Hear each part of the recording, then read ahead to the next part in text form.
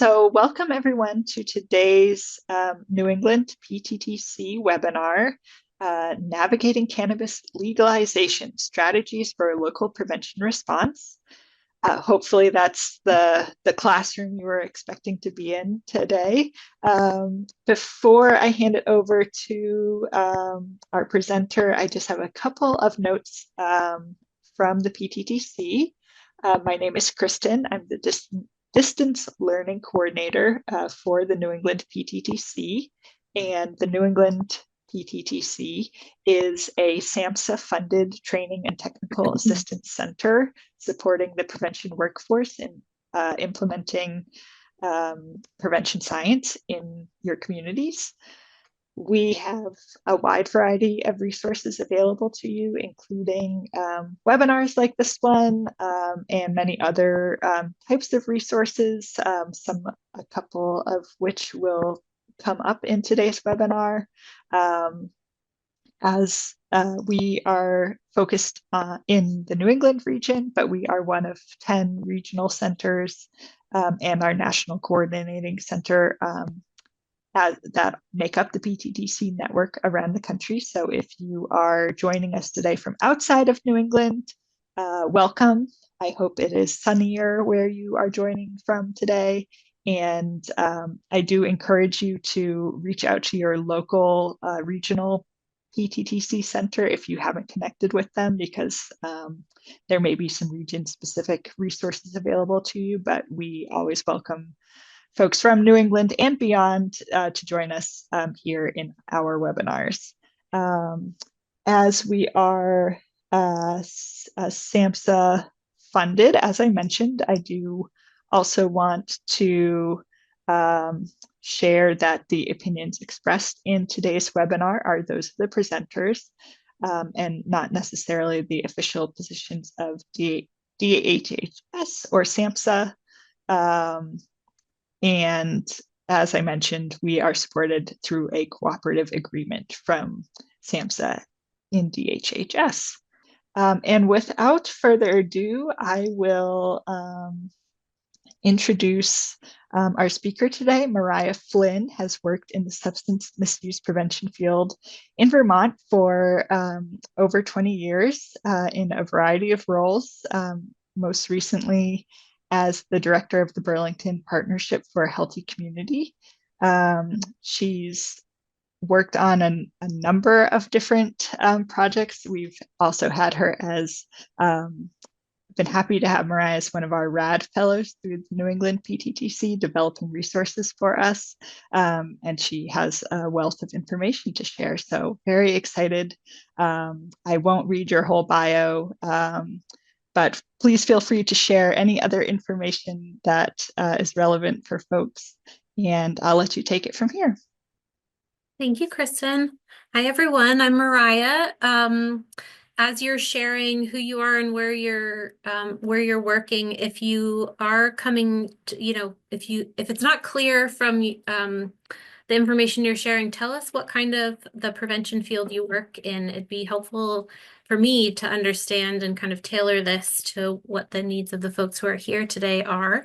I work in a community coalition working on local substance use issues. And so, so that's the framework that I'm going to talk through this presentation today, but I'll try to make it useful for whatever sector you're coming from. I'd love to get a little bit of a sense of where we all are starting from in terms of understanding and being comfortable with cannabis-related policy issues. So Kristen's gonna share a couple of polling questions for folks to take to help us kind of get a sense of the room.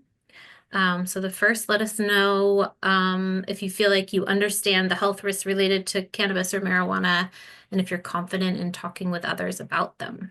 It looks like the majority of folks are saying they either strongly agree or agree with that.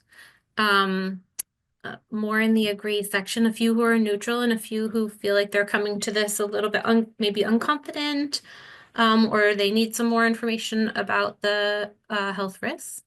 And then if you wanna, so we've got folks who are coming in a little bit confident, but we've got a variety of experiences. And then let us know if you think you have a clear understanding of what your state's laws are related to marijuana or cannabis and what is currently legal in your state. So it looks like there's a little more variation here. A little under half of you are saying you agree with that.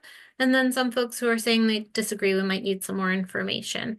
I won't be able to get into specifics about law and specifics about the laws in each of your states. We just don't have time for that. And honestly, I don't know all the specifics. It gets so convoluted. But we'll at least give you a little bit of a framework, and then you'll have to do some initial investigation on your own. So thanks, that's helpful. Thank you for doing that for me to get a little bit of an understanding of where we are and where we're starting from. As Kristen started off with, I've been working in the substance use prevention field for more than 23 years now. In the last decade, for those of you who might be in that same boat with me, in the last decade, I would say I've seen a rapidly changing shift in the conversation and the policies around cannabis. You probably have seen new laws, new language that's being used, tons of new research, which I appreciate, but also a growing list of cannabis products, new delivery methods, and increasing potency of cannabis. And I'm finding it hard to keep up. I'm imagining some of you are as well, but it's really important for our field to stay informed. So if you're confused about all the changing language and terminology and laws, you're not alone. And know that the public is in that same place. So it's really, I think it's, I really appreciate the PTTC hosting this because it's really important for our field to catch up and keep up so that we can help others to make informed decisions around cannabis. So in the next section of slides, or in this first section of slides, I'm going to focus on helping to break a little bit of just that information down so that we all start from the same place of understanding. We have a lot to get through today, so I probably won't be able to get to every question that comes up in the chat, but please do throw questions into the chat. I'll give you some opportunities to give some of your own experience and feedback along the way, because I think I'll try to set the stage for the discussion, but most of the time I find that the folks who attend these types of trainings or opportunities end up knowing and bringing so much more information to our field. So please do share your experiences and what's happening in your communities around cannabis so that we can all kind of learn together. We'll try to get to questions, but we may not to get to everything, and Kristen will help me with that too. So you may have heard the terms marijuana and cannabis used interchangeably, or sometimes depending on the state you're in or community, one is given preference. But there are historical and scientific distinctions between those words. So the word cannabis is a generic term that's usually used to refer to preparations derived from the cannabis sativa plant. And the word marijuana refers to parts of or materials from the plant, usually the leaves and the flowers, that contain substantial amounts of THC, or tetrahydrocannabinol. That's the psychoactive component that makes people intoxicated. Marijuana that word is more recently being replaced with cannabis. Sometimes I refer to it as cannabis with THC because of a racially charged history connected to use of the word marijuana. So we'll be talking more about changing laws later on, but one thing to be aware of, if you're not already, is that language used in those changing laws has been varied. So for instance, in my own state of Vermont, where I'm from, we legalized commercial sales of cannabis. The legislature, when they did that, mandated that the word marijuana be changed to cannabis in all of our laws. So usually for these purposes, the term cannabis is referring to the drug that includes anything containing more than 0.3% THC. So products with 0.3% or less are labeled as hemp. So today I'm mainly going to use the term cannabis unless I'm referring to a study or a data source that uses the term marijuana, so that I don't change the meaning of their data. And this slide shows you the relationship between cannabis, marijuana, hemp, and CBD. So you there's all these words that we're using that are talking about similar things.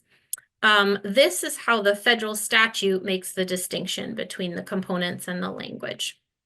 This was actually from, or this type of thing was from an FDA document. So you can see that both the hemp and the marijuana cannabis originate with the cannabis sativa plant. The plants also look alike, if you didn't know that, and they smell identical. So the only way to tell the difference is through testing. And the main difference is the amount of THC they contain. So anything that contains more than 0.3% THC is considered hemp, and anything, or less than, I'm sorry, 0.3% THC is considered hemp, and anything that's more than 0.3% is marijuana or cannabis. It's just I'll repeat that again. So it's helpful to know also what CBD is. So CBD stands for cannabidiol. Oh, sorry, I'm gonna stumble over that string of consonants in there. It's the second most prevalent of the active components that are in cannabis. CBD can be derived from either the hemp plant or the cannabis with THC plant. And by itself, CBD does not cause a high like THC. And there's some evidence to suggest that CBD might help to moderate some of the negative impacts from THC. So you might have seen products with CBD sold in stores in states where cannabis with THC is not legal. To be considered CBD, it's supposed to contain 0.3% or less of active THC. However, I think it's important to note that there's a number of studies now that have tested common CBD products, and they found THC and other ingredients that were not on the label in them. So in my community, I've heard parents talking a lot about giving CBD products to their kids. So it can be helpful to know about that and to share the information about what we don't know and those concerns about what might be in CBD products with parents to help them exercise some caution around those products. We should probably also talk about medical cannabis so that we have a understanding of different how these things are classified. So I think what's important to note is that the FDA has not currently approved the cannabis plant for treatment of any disease, the cannabis plant for treatment of any disease or condition. They have, however, approved 1 cannabis-derived and 3 cannabis-related drugs that can be available with a prescription only, that contain, and those prescriptions contain cannabis-derived compounds. So you'll see here on the screen what those 3 prescriptions are. There's also one more that you may have heard of called Sesamet. It's a synthetically derived drug with a chemical structure very similar to THC. Similarly, it's used same as Marinol and Syndros. Please, I'm not a pharmacist, so I might be calling those the wrong thing, pronouncing those incorrectly. But they're all used for nausea and vomiting related to chemotherapy. So these are the only FDA-approved medications that have undergone rigorous evaluation to ensure that they're safe and have efficacy for their specified medical uses.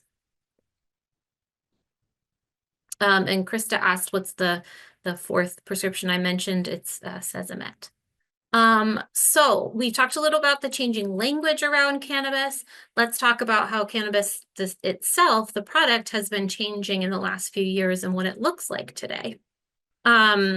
So this graph shows samples of illegal cannabis products that were confiscated by the Drug Enforcement Agency as part of the NIDA's potency monitoring program. It's located at the University of Mississippi.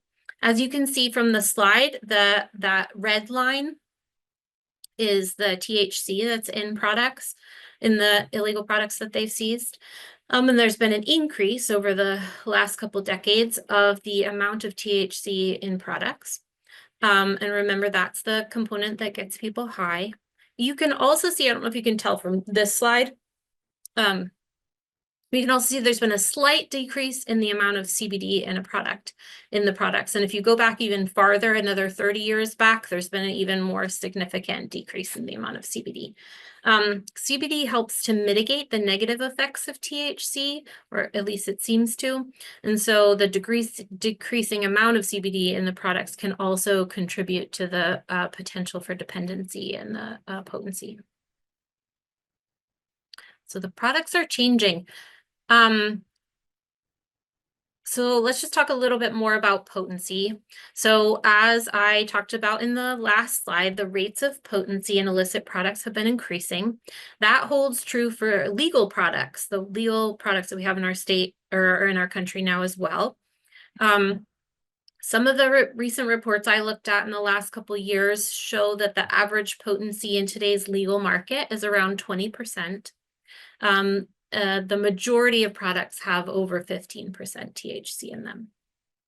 And there are some concentrates products available for sale that get up to 95% or more with THC. So as a result, the cannabis that's available today contains a much higher potential for addiction and other health risks.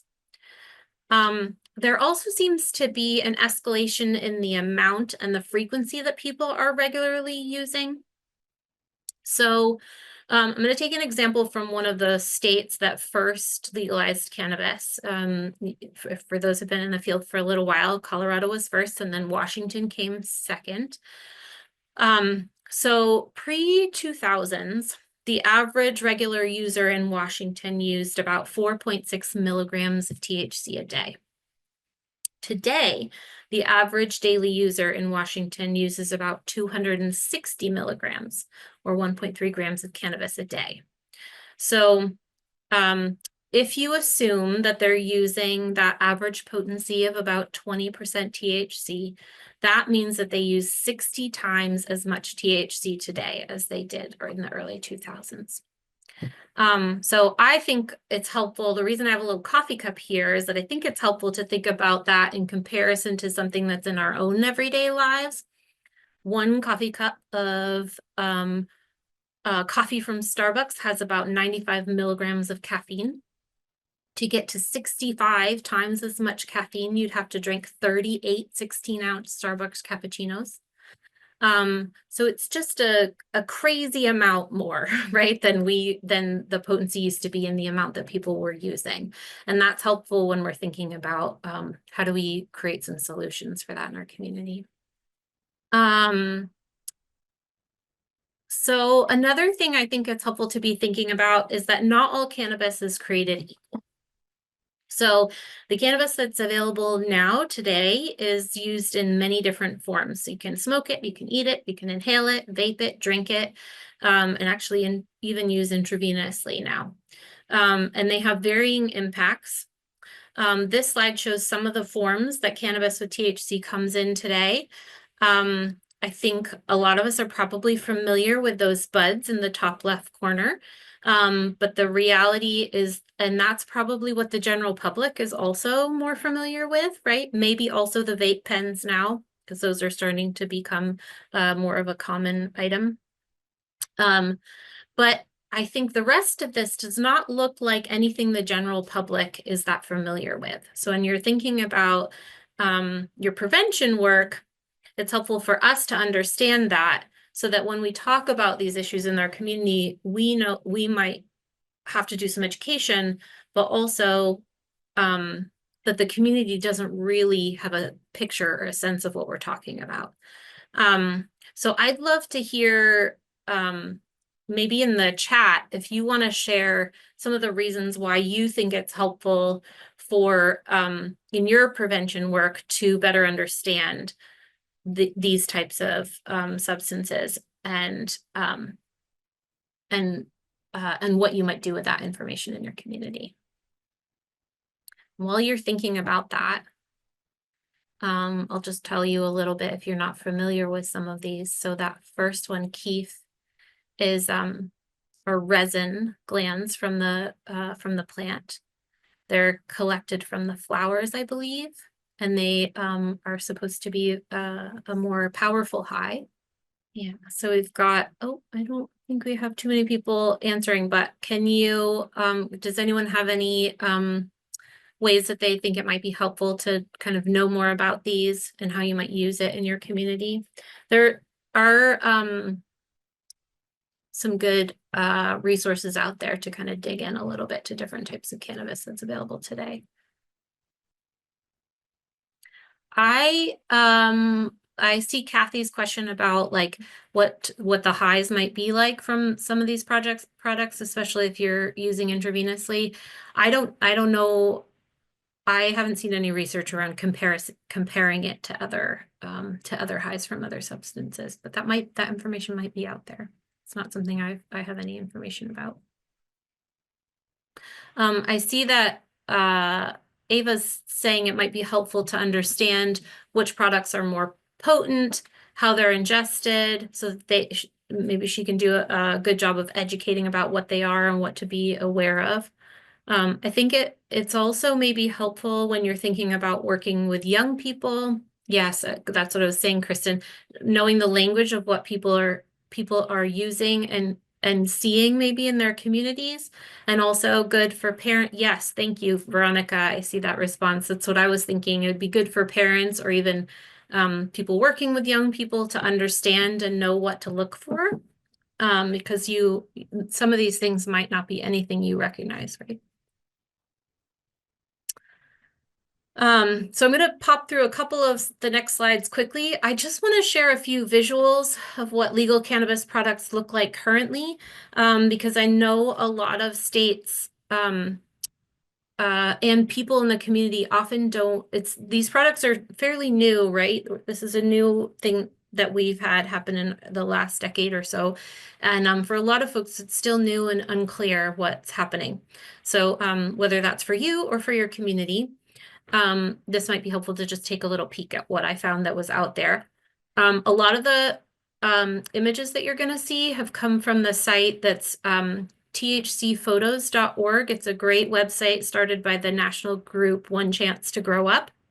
They have free photos of cannabis products so that professionals in the field like us can use them in presentations and materials to help educate the public. Because like I said, there's a lot of learning that needs to happen to better understand what's out there. So keep them in mind as a resource as you're thinking about what you want to do for your communities or in the work that you're doing. So this slide shows a couple examples of the places, like I said, that first legalized cannabis for commercial sales. They have seemed to, from what I found, have a wider variety of products available. So you can kind of use them as an example of what might be coming to your state. For those of us like my state who legalized in 2022, and it's only been a few years, and they're farther ahead of us. They legalized quite a few years before that. Thank you, Kristen, for popping that website in the chat. So Washington, you can see there's some peach ring gummies. All of those products have THC in them. Oil capsules, a bunch of like candy type products or snack products. In Colorado, they've started to add it to, or the products are getting added to just about literally anything. So there's a THC inhaler, sexual lubricant, mouth spray, a THC infused suppository. They're getting very creative there.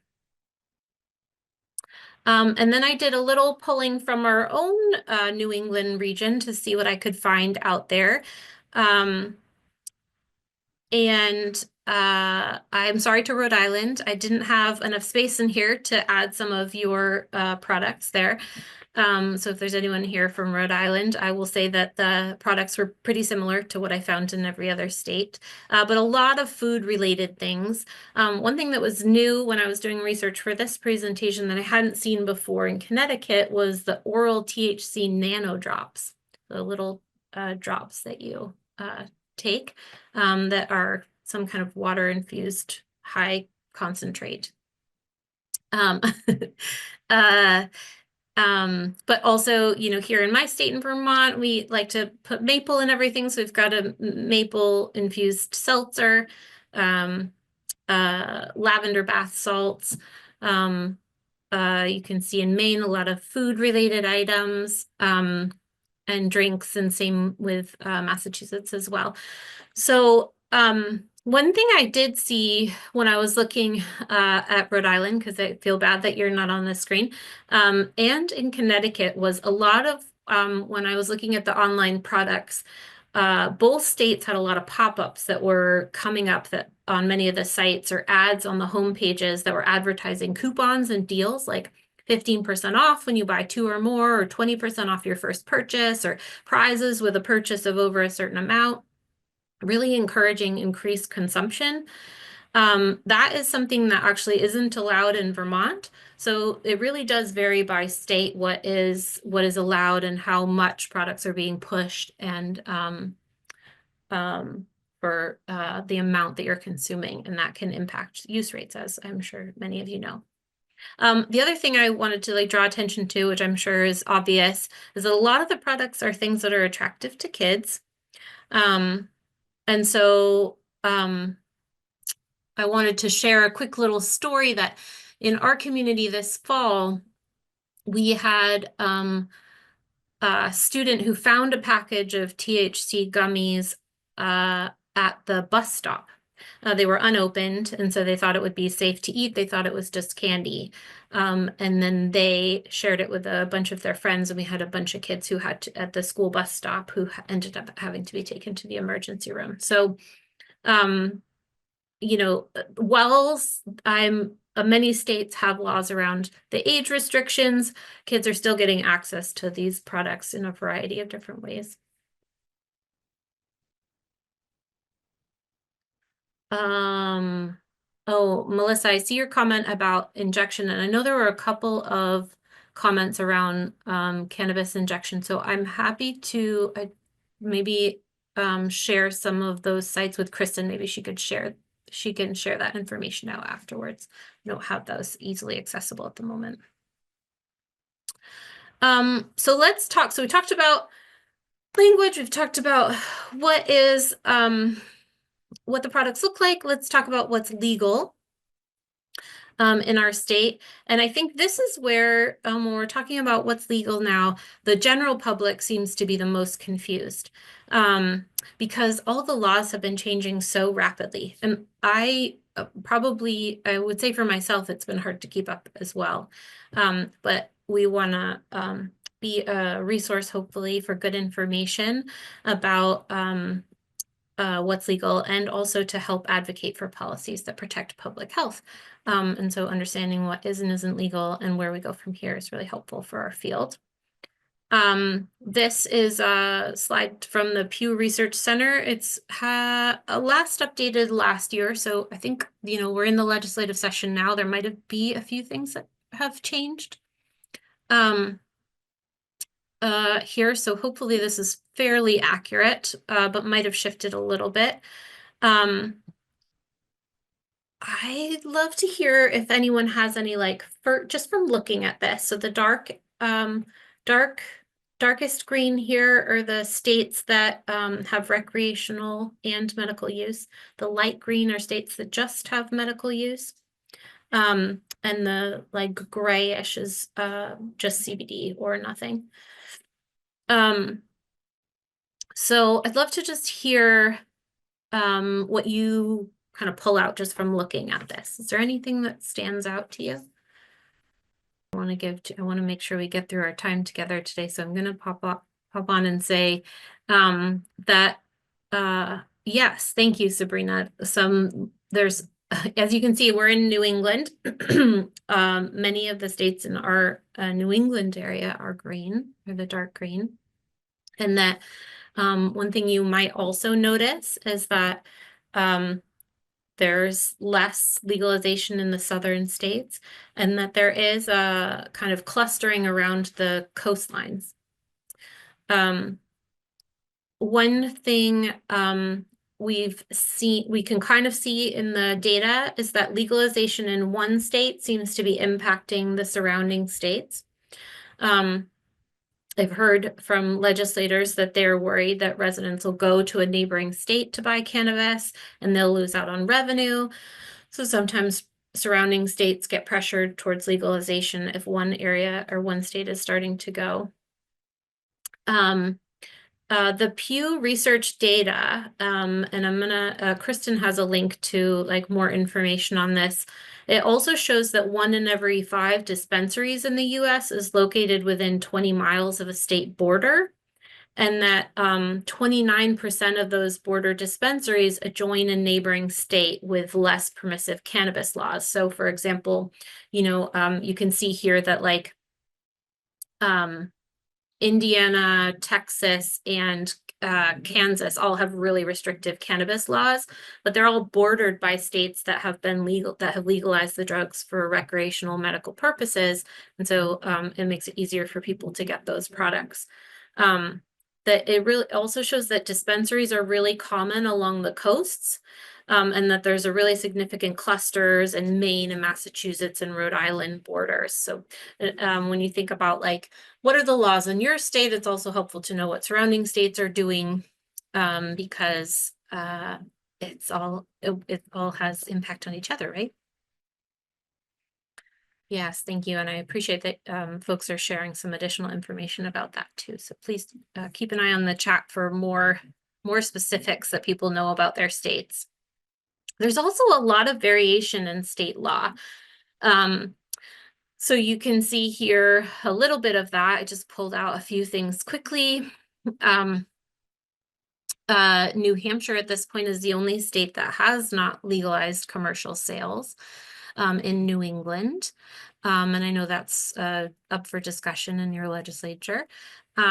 We've also, depending on which other New England states you look at or other states across the country, there's different restrictions around advertising. In California, there's limits on advertising, but it has a certain, they have to be able to show that a certain percent, 71.6% of the audience is 21 plus, and they can't have a dispensary within 1,000 miles of a school or a child care center. In Vermont, where I live, there are also limits on advertising, but they kind of articulated it differently. They said there's none where there can't be any advertising where 15% or more people who see it are under 21. So just every state is coming up with their own plan, with different laws and different specifics. So, like I said, we're not going to get into all of that detail for each state, but it's helpful for you to really hone in on what is it that's allowed in my state so that you can inform your communities or the folks that you're working with. I also want to acknowledge that possession, use, and sales of cannabis are still illegal federally. And this is where some folks in our field, I think, sometimes might need a little more information about what is happening right now. So I'll just give a quick overview of where we are with that. Marijuana is currently a Schedule I controlled substance under the Federal Controlled Substances Act. Drugs, substances, and certain chemicals that are used to make drugs are classified into 5 categories or schedules based on the drug's medical value and its potential for abuse. So Schedule I, where marijuana is currently, and I'm using the language marijuana because that's what's in the federal statute, I believe, or how it's referred to. Schedule I is the most restrictive of the categories. It's reserved for drugs with no known medical use and have a high potential for dependence. So heroin, ecstasy, and like illegally manufactured forms of fentanyl are all other examples of Schedule I drugs. The White House and the Attorney General last year, or maybe fall of 2023, made a request, and the U.S. Department of Health and Human Services requested that the U.S. Department of Health and Services conduct a scientific and medical review of how marijuana is scheduled under federal law. They have recommended that marijuana be reclassified to Schedule III category, which is the category that's considered to have moderate to low potential for physical and psychological dependence, and has accepted medical use in the U.S. Others in that category are ketamine, Tylenol with codeine, anabolic steroids. So, And they took a bunch of public comment on that. That closed in July of 2024. And they're currently reviewing that. They got more than 43,000 comments. And they're supposedly reviewing those comments and conducting some hearings on that issue now. So that's where that is. But currently still legal under federal law. So today we're just going to focus on the legal cannabis market, but I wanted to note that it's important to note that the illegal market is still going strong. You can see, if you just kind of do some quick Googling, you can see from any of these recent news articles from across the country that they're continuing to find large-scale illegal products. In some states like California, some of the data is showing that illegal sales might even be increasing since they legalized commercial sales. So it's important not to forget this, I think, as we're thinking about where we focus our prevention efforts. A lot of the conversation in our field has been around the recreational market, the current legal market, but the illegal market is still available and seems to be thriving. So that we can talk a little bit more about local policy, I'm going to go through this quickly, but I did want to just talk about why this is important. So we've been talking about the facts and the laws and how they're changing. But one of the reasons why I got excited about all the new research around this is that we actually know more about the health related impacts of cannabis now, and why it's so important that our field is focusing on this issue. So researchers have had a lot more interest in studying cannabis in the last decade or so. We've been learning so much about short-term and long-term health impacts. In my state in Vermont, our Vermont Department of Health did a research review in 2021. They compiled the results as part of a report on the health impacts of legalization. And then I used it to compile this list, which is this is the list of where repeated studies and research have shown substantial evidence of a health impact. So substantial evidence of worse respiratory symptoms from using cannabis, frequent impact on or frequent chronic bronchitis episodes, risk of motor vehicle crashes. Also, using cannabis is associated with increasing frequency and progression to development of a cannabis use disorder. So I'm not going to read all of them out, but you can see here, and you'll get these slides so you can have this with some of the links, hopefully, to the specific research around this. And then the science shows that there's moderate evidence of a statistical association between cannabis use and these things. So when quality of research is deemed moderate, it means that scientists are fairly confident that the evidence shows that the evidence is showing the real effects of the treatment or test. So many policies and laws are based on moderate science. For example, seatbelt laws are generally based on moderate evidence that wearing a seatbelt results in less severe injuries. So moderate evidence is still good. And that shows risk of increased overdose injuries, impaired memory and learning, or memory and attention, risk for other disorders, suicidal ideation, other mental health issues. So I do think it's important to talk about why this is so much more important for youth. And why we care about this in terms of prevention.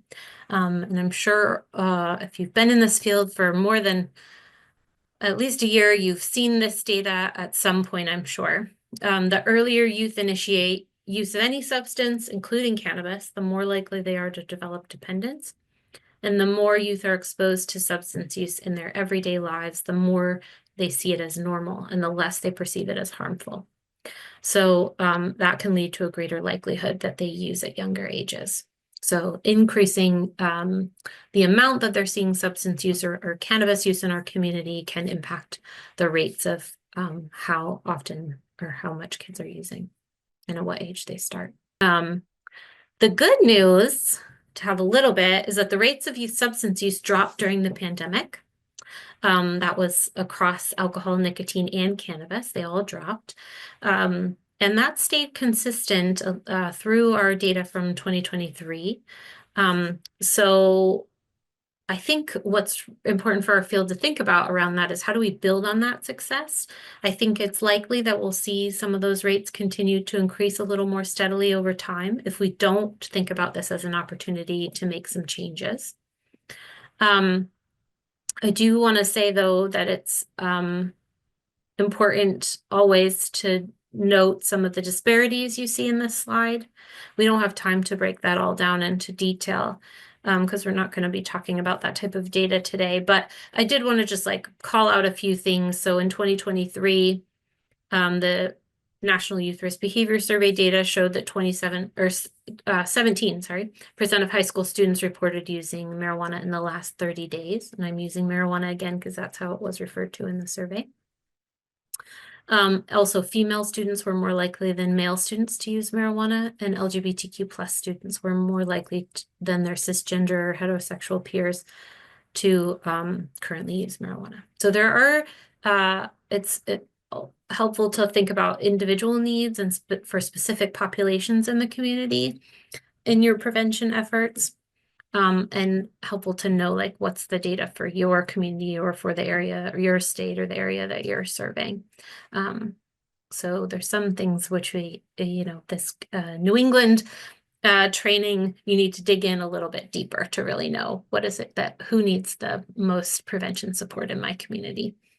But unfortunately, I think the stabilization of youth use rates is not carrying into adulthood. So one area that you might also want to think about in your local prevention efforts is focusing on the young adult population. Past year, past month, and daily marijuana use. So that daily is qualified as on 20 or more occasions in the past 30 days. So past year, past month, and daily use has reached the highest levels ever recorded since those trends were first monitored in 1988. The proportion of young adults who reported past year marijuana use reached 43% in 2021. That was a significant increase from 34% just 5 years prior. So I think what we're also seeing is it's not just that like more people are reporting using in the last month, it's that daily marijuana use has been increasing in the young adult population as well. So 11% of young adults reported that they were using daily in 2021 compared to 8% in 2016. So it's steadily increasing. And it appears that commercial legalization is impacting those rates. So there was a study by researchers at Columbia University, their School of Public Health, and Oregon State University that was based on national data found in states where cannabis use was legal. Young adults who were not in college were became frequent users of the drug more often than places where it had not been legalized in other states. So there's kind of some repetitive or a variety of research kind of showing that in legal states, particularly young adults seem to be a vulnerable population and being impacted by that legalization. In general, youth use rates have not yet risen dramatically since states began legalizing cannabis. However, there is a relationship between legalization and youth use. So if you look at the data from the National Survey on Drug Use and Health, 9 out of the 10 top US states that have legalized had the highest annual marijuana use rates for youth ages 12 to 17. So the purple, I don't know if if you have issues with visibility, there's a purple and a blue on the screen. The blue is Louisiana. That's the one state that has had, at the time this survey was done, had not legalized cannabis, and they were high in the list of rates of use. But the rest of the states have all legalized, and they all have some of the highest rates in the country. compared to states that had not and had lower rates of use. So the relationship, I think that this just shows that between legalization and youth use is complex, and it's influenced by a lot of different factors like availability, perception of risk, and social norms. I like to just pull this out even because I think it's really important and helpful information. We know that use of any substance is harmful to the developing brain, which is why prevention usually focuses on delaying substance use for as long as possible while the brain is developing. But there are a number of reasons to give our communities why it's important to give cannabis particular attention. I just pulled out one of them here, which is that when researchers were looking at the impact of cannabis use on success in college, this is a graph, or this is research from a long-running longitudinal study in Australia and New Zealand. It showed that alcohol use had an effect on completing high school, but not necessarily on university enrollment or on obtaining their degree. But cannabis or marijuana had an impact on all three. So there are different impacts that cannabis has that are different than alcohol, and special attention should be paid to that substance for specific reasons. So I would just love to hear in the chat, and maybe we can, even if folks feel comfortable, take a minute. I think we have time. Take a minute to even unmute or like raise your hand, and Kristen will unmute you. If you want to share a couple of things, like what changes have you seen around cannabis use or promotion or availability in your community that you're working with? And how is that impacting the way you're doing your work? And just share a few examples of what's happening in your communities. You can share it in the chat. So I'm here in Houston, Texas, and what we kind of noticed with us is that a lot of our youth populations are calling THCA, or the Texas legal loophole, to marijuana, I guess, purchasing or just using. And a lot of the smoke shops, because we also, part of our grant, we have to go and conduct tobacco compliances at smoke shops.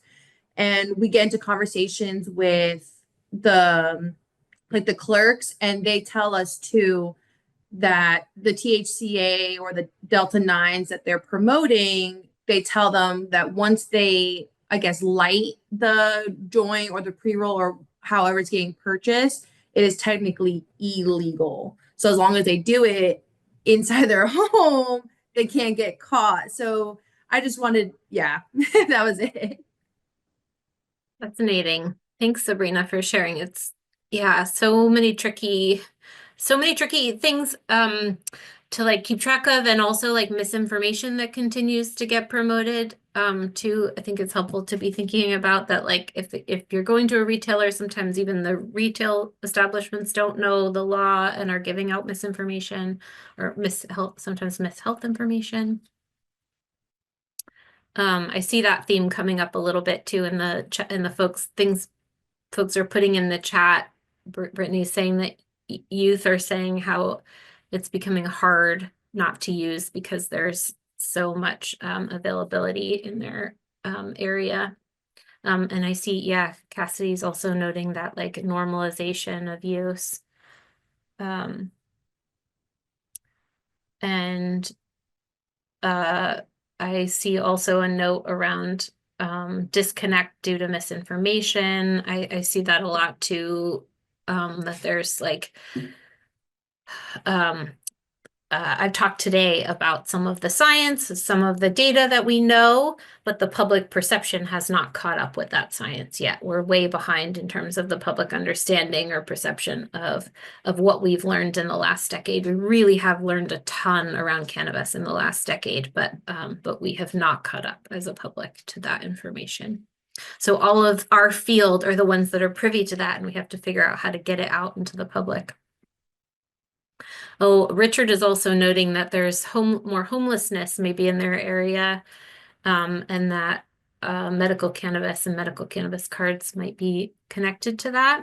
I appreciate you guys sharing. Please do. Oh, and Kristen, thank you for sharing the sponsorship and collaborations with cannabis companies. Yeah, we're seeing in our community in Vermont, I've been seeing a lot of more events that are promoted. We're not allowed to have public use in our cannabis in our state, but there's a lot of events that are branded as cannabis events, where there's a cannabis magic show happening in Vermont or in my community this month, things like that, where it's the theme of the event is cannabis. I appreciate you all sharing. Feel free to keep sharing your experiences too, because I think it's helpful if you're from a state that has not legalized, or even regardless of that, I think it's helpful to see what might be coming if your state's moving towards that from other states.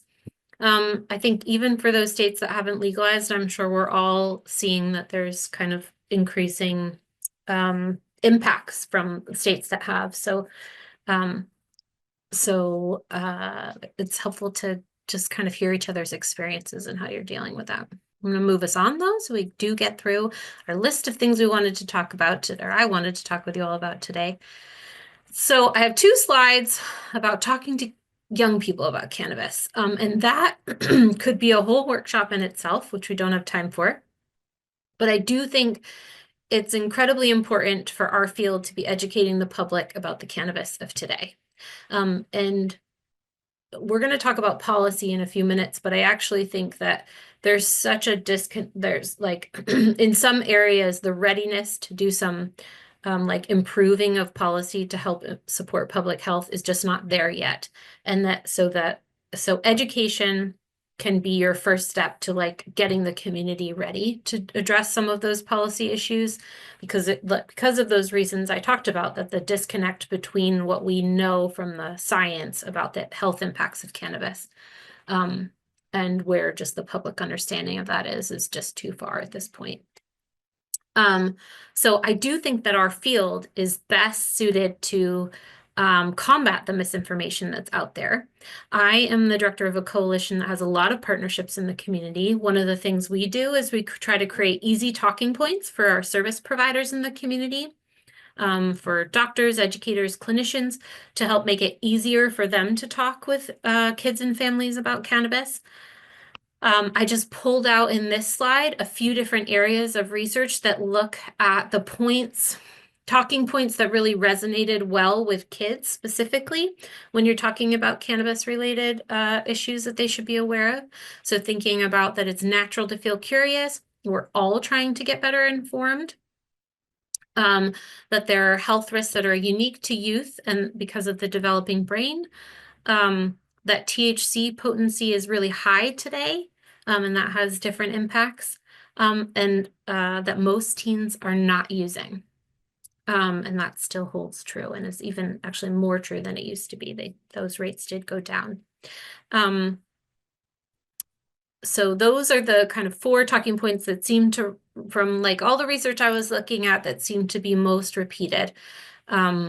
And one thing we found, we do some local campaigns with teens, and one thing that we found too is that information, one place where teens seem to most want to hear information about health was from a healthcare provider. So maybe as a prevention person, think about who is the person who's sharing the information, and it may not be your coalition or your youth prevention staff, or it might have to be you partnering with a healthcare provider to make sure that they're sharing that information with young people, because that seems to be who they're most interested in hearing it from.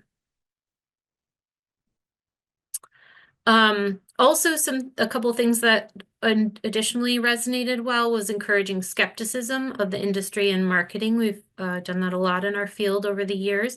It's in the cannabis industry's interest to get young people using early and often to create lifelong users. That's how they make their money. And that is information that resonated well with young people. And then just in general, talking to them about facts and asking them to learn with you. So we're all trying to get better at this information, and they might need to, and you both might need to learn together. If you have any other tips that I didn't include, I would love to just throw them in the chat if you found things in your community that that are working well when you're talking to kids about cannabis. I think we're all trying to get better at this, so please do share your tips too.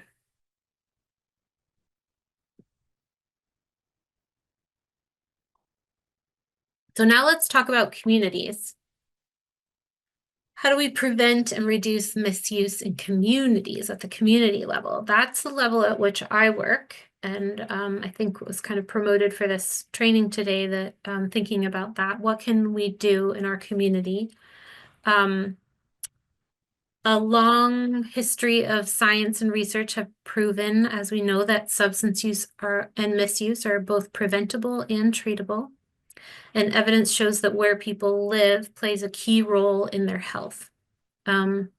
So the factors that contribute to someone developing a substance use disorder are really complex, and the public health crisis in our communities related to substance use is not going to be solved by any one program or strategy. That circular graphic on the right is an example of a socio-ecological model for prevention. To effectively prevent substance misuse, communities have to engage in strategies that impact all of those levels of that model. However, I think we know that the strategies that have the greatest impact focus on the population level change at the two outer circles, so the policies and systems and the community environment. We're going to talk a lot about the community environment and some of the policies and systems within the community environment.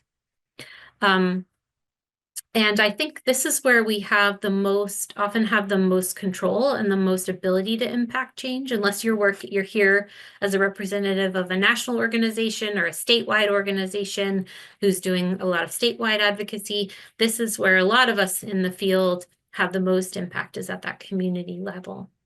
And when we're thinking about the community level, the places where we know some of the root causes of youth substance misuse is in community normalization of use, in access to and promotion of substances, in favorable attitudes about use, if there's low perception of harm in the community, so low perception that there's harmful impacts from using cannabis, if there's a lack of regulation or enforcement of your current policies or laws, and if kids are using early, so early onset of youth use. Those are the things, if you think about what are the strategies that we wanted, where we want to impact change. If you see that those things are happening in your community, that is the place to start looking for strategies that can impact those root causes. So I think when you're working at a community level, the simplest way to think about it is, how do we make the healthy substance use choices the easiest choices for all the people? And one of the most effective ways to do that is to limit access and promotion of substance use. So research has shown that over and over again that kids who live in areas with a lot of advertising or a lot of stores that sell adult-only products and advertising for those products have more favorable attitudes about using. We saw this with tobacco and alcohol, and we're seeing it again with cannabis. This slide lists a few examples of that research, so you can have it when you're trying to make the case in your own communities. And it just shows some research that shows that exposure to marijuana advertisements was associated with more marijuana use, basically. A density of cannabis retailers, so if there was a lot of retailers in one area, that's associated with more use among young adults. So it's just some research that kind of helps you make the point that this exposure is important, and it's something as a community we need to be talking about and looking at. Your ability to impact these things or create community policy around it really is dependent on what your municipal policies are or your state level policies are around this. So it varies depending on the state in New England, even in the US, I heard someone say they were from Texas. So we've got folks from all over here. It really varies by state. So you need to understand, what is it that my state allows? And then figure out where can I do, are there places where I can impact some change here? Here are some specific local strategies that are research-based.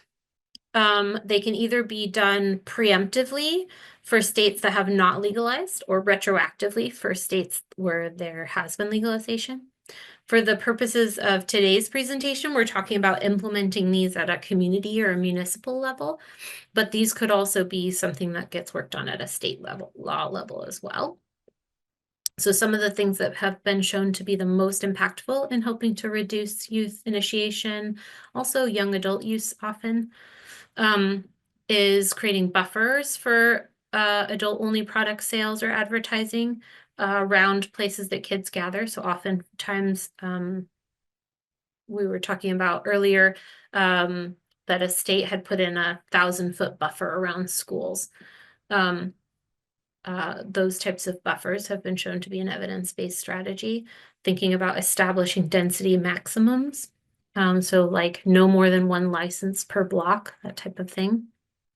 Prohibiting use at family events or even in public, so that there's that like not normalization of use that happens. Requiring clear warnings and disclosures on labels about health risks. Taxes is actually the most effective strategy, either at a state level. There's less research around the impact of tax at a local level for this issue, but in general, price is a really big strategy. So it really does impact the amount that people use, and as well as youth use.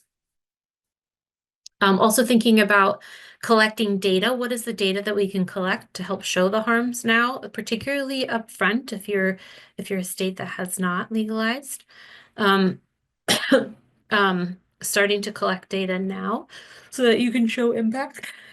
And one thing we're working on in our community, and that a lot of communities have started to work on around this issue, is what are your local structures that help you include health in policy decisions? Is there a board of health, an active board of health at the community level that helps to inform that? Is there a requirement to consult your Department of Health or other public health entities when you're making policy decisions at a local level? So there's a lot of places where you can put kind of help your communities make more informed policy decisions, and build that into the structure of how you make the decisions. Hopefully that makes sense. If you've ever worked on local or state policy issues related to substance use before, you've probably found that there are sectors of the population that are less than thrilled about increasing regulation or reducing access to substances.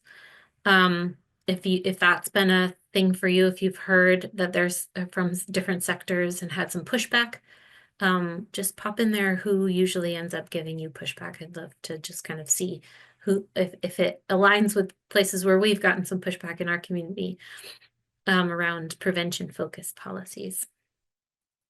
But as you're working in the communities, I find that there are some common goals that almost all sectors or people can get behind, even when the interests for why are really varied. These are the ones that I've seen repeated in our community, but also in some of the other state stuff that I looked at. So if you continue to bring people back to this idea of protecting youth, protecting the health of the community, and ensuring equity and reducing harm to communities that have been impacted by those predatory industries and racist systems and structures, these are often themes that more people can get behind rather than a specific policy. And then if you can keep bringing people together around this kind of shared values, that helps to keep the conversation going.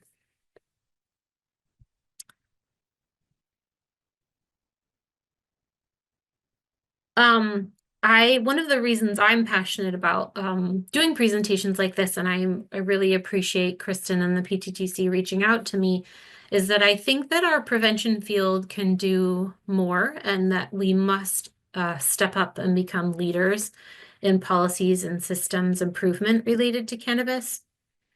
Advocacy is a really important part of the policy improvement process. or in the community improvement process. And individuals in our prevention field should be vocal and visible advocates for improvements to policies and systems that are contributing to substance misuse and dependence. So you all being here today is a piece of that. You're doing that work today. But I think that one of the most effective ways we do that is that we can connect with folks who are decision makers. And sometimes that's elected representatives or public officials. Sometimes it's just champions within the community or leaders in the community. Our field can be the subject matter experts, and they need to hear from us to better understand these issues. There's a disconnect for them too between the research and what we know about health now. And I think it's part of our field's responsibility to help to close that divide between what we know from the research and the public understanding that folks have. So a lot of times in our field, though, there's a lot of uncertainty about rules and restrictions that pertain to nonprofits around questions around advocacy versus lobbying that keep some folks in our field from engaging fully in that type of work. There is stuff that we can do at any level that is around advocacy, regardless of the funding source that you receive. There are restrictions for nonprofit organizations related to lobbying or taking a specific position on bills or local policy. So it's important that we do take the time to understand the rules around that. But there's some really clear documents out there that help you with that. And then help us to make some clear plans for how we can commit to being a resource for providing information to decision makers.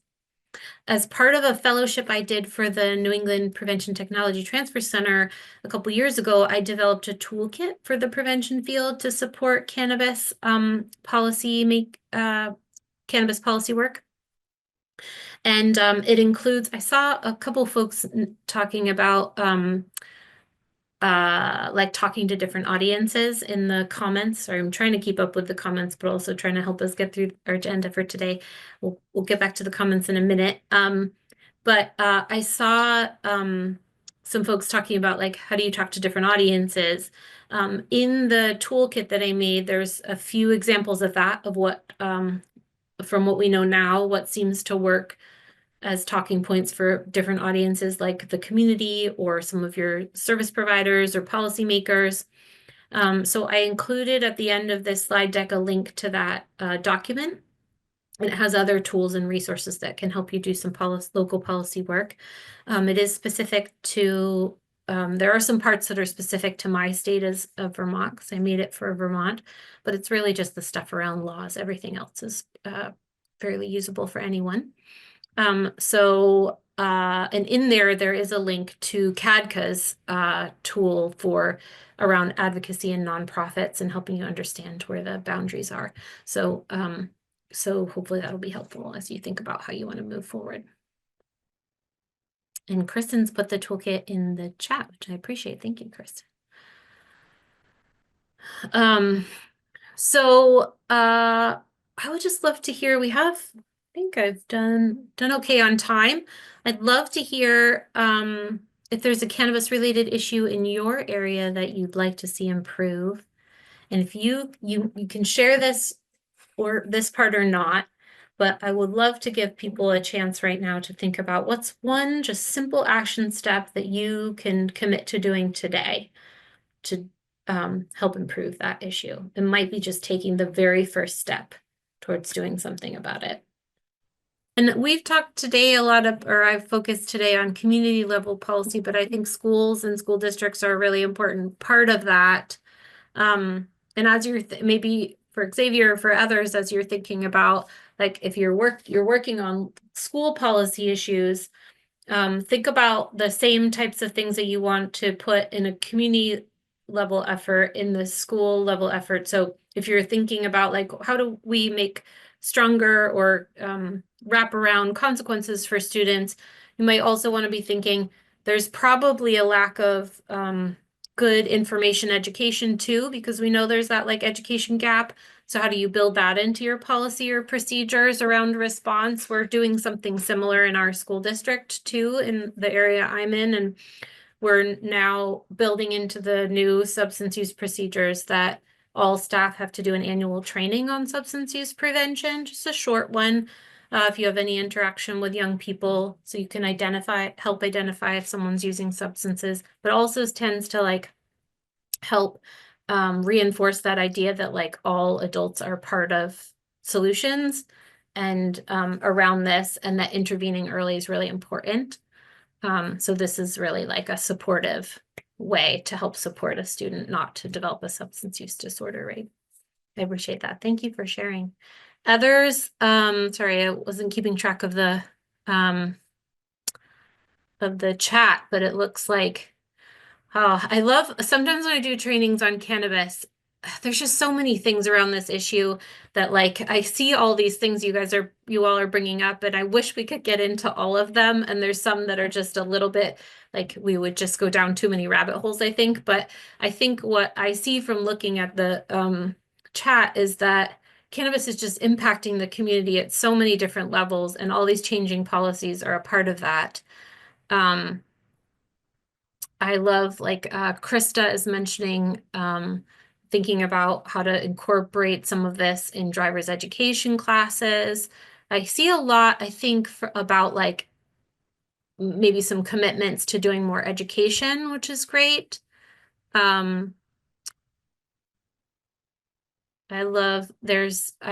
hear Richard saying he would want to talk to the police department more about compliance checks. So I see some great next steps for folks in here. Please continue to add them if you have more you want to share too. Two screens here, sorry. Okay, so a quick summary of what we talked about today. I think that to me are some of the more important points. You'll get the slides and you can pull out the things that you think are most important to you and your community. But for me, I think it's important that we kind of consistently acknowledge that the earlier people start using any substance, the more likely they are to develop problem use. And so it's really part of all of our responsibility to help our communities, our partners, our field to intervene early. And that there's a lot of things that are impacting those use rates, but that social norms and access to and promotion of substances are really one of the key things that increases underage use, and that we can do something about that at a community level. We can limit exposure to those substances. We can be thoughtful and consider about how advertising is allowed, use is allowed, and the density of retailers is allowed to help impact that. And I think you might have heard me say this way too many times today, but I really just want to keep honing in. The public understanding of the harms of cannabis has not caught up with where we know in the research.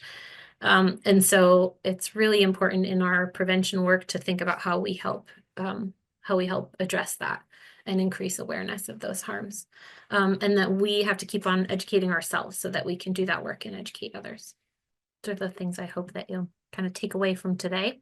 I did include in this PowerPoint some links to some more information where you can learn more about cannabis, some of the things that I like the most, and some resources to help with talking with kids about cannabis.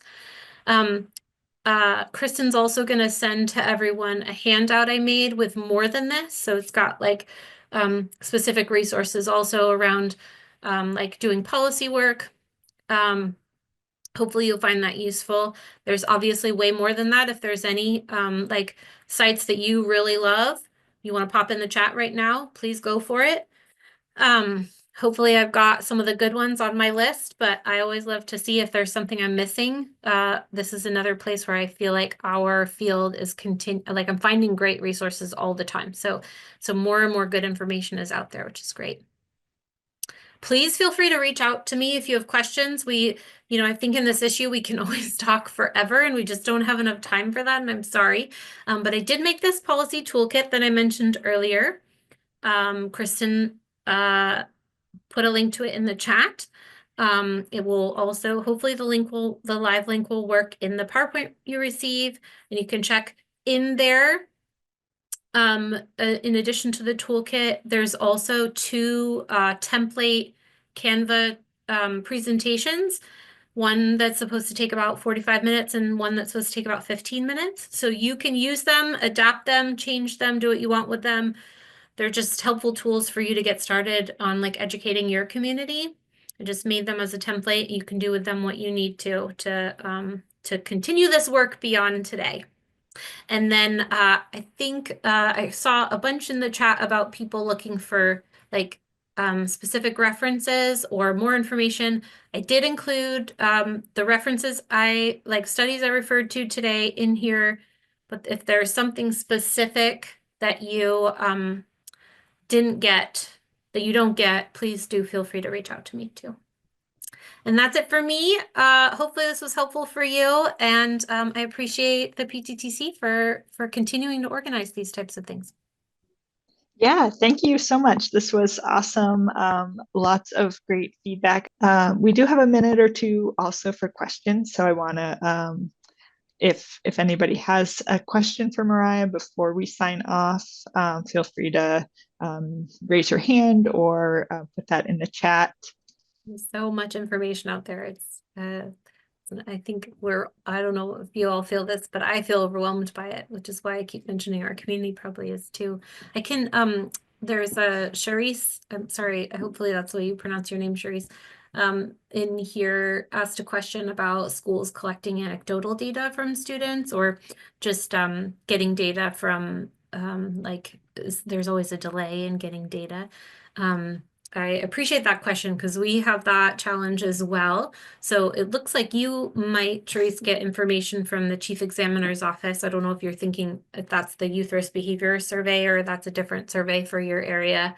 But in our state, we're relying on the youth risk behavior survey data often for that like trend data around substance use. And it's always, I mean, at this point, like 2 years behind when the kids actually took it, right? So you're right. It's really not helpful for it's helpful for keeping up with long-term, like what's happening, but not like in a way that you can respond quickly to a challenge. So one thing we've been doing in our community, and I know a lot of others are doing this now too, is when the kids take that survey in your state, if they're taking the youth risk behavior survey or something like that, if you can partner with your school district to have kids also take a smaller, shorter survey that asks some of the same questions or some additional questions to help you get at trend data that you can look at and turn around quickly. That's how we do it. We have kids take a short survey from us that takes 5 minutes, and then they also take the YRBS at the same time. And then we can turn around our data in like 2 to 3 months and at least have it for trend data for for our district. So if you can get your school district to partner with you in that, we've had a lot of luck with that in Vermont because a lot of folks are in the same boat as us. And also I've found we've been able to partner with our student assistance program counselors, which you might call something different. But if there's a staff in the school who are identified to work on substance use issues, they're often I think the best resource for getting that like anecdotal data about what's happening. So if you can partner with them and find out like who are they seeing, what are they seeing, that's a really great way to get some of that data too. Hopefully that's helpful. Thank you so much, Mariah, for sharing all of this. Thank you, everybody, for taking the time to join us today, and hope to see you all on a future webinar.